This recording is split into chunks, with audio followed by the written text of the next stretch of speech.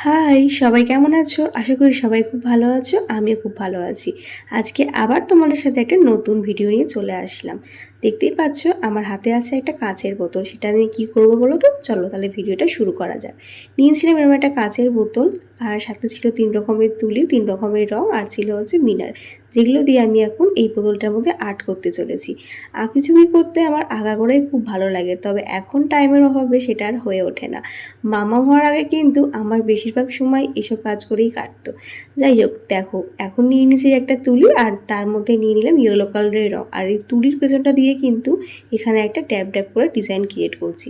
যদিও পুরো ডিজাইনটা কীভাবে করেছিলাম সেই ভিডিওগুলো কিন্তু আর নেওয়া হয়নি, কারণ মাম্মাম কুমার ছিল আর আমাকে কিন্তু সেই টাইমের মধ্যেই এই কাজটা কমপ্লিট করতে হতো। তার জন্য কিন্তু সবকটা ভিডিওগুলো আমার নেওয়া হয়। পেন্ট করার পর কিন্তু এর মধ্যে আমি মিনারগুলো গাম দিয়ে অ্যাড করে দিয়েছিলাম। তাহলে চলো তোমাদের সাথে ফাইনাল লুকটা দেখাই। ফাইনাল লুকটা কিন্তু দেখতে ঠিক এমন হয়েছিল। আর এরকম একটা জিনিস ঘরের মধ্যে সাজিয়ে রাখলে ঘরের কিন্তু সৌন্দর্যটাই বেড়ে যায়। আমার তো ভীষণ ভালো লাগে ঘর সাজাতে, আর নিজের হাতে এরকম সুন্দর সুন্দর জিনিস ফুটিয়ে তুলতে মজাই কিন্তু আলাদা। যাই হোক চলো আজকের ভিডিওটা আমি এখানে শেষ করলাম। তোমাদের কেমন লাগলো আমার এই হাতে বানানো বোতল আর্টটা অবশ্যই জানিও। ভালো লাগলে কিন্তু লাইক কমেন্ট করতে কেউ ভুলো না।